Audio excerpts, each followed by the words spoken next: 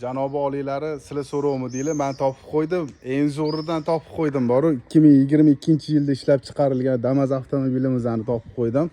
Absolutniy kraskalari top-toza ekan. Ko'rishingiz mumkin ustilarini. Lekin bitta gazlari yo'q ekan, qolgan hamma narsalari bor. 4 ta yangi balon taqib qo'yishgan. Absolutniy mashina top-toza, lekin bitta mana shu yerda ozgina ko'ngil xirarlik bo'lmasin.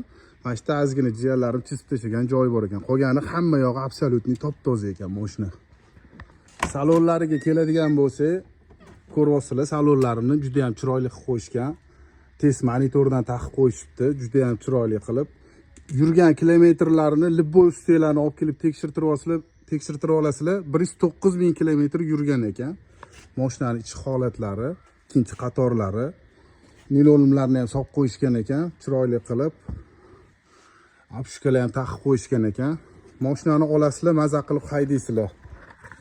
Sizlar maza qilib haydashingiz uchun bu mashinaning narxini $4500 bo'lsa, naqd shtriga olib beraman mana tayyor egalari bilan. Notariusda pulni sanaysizlar.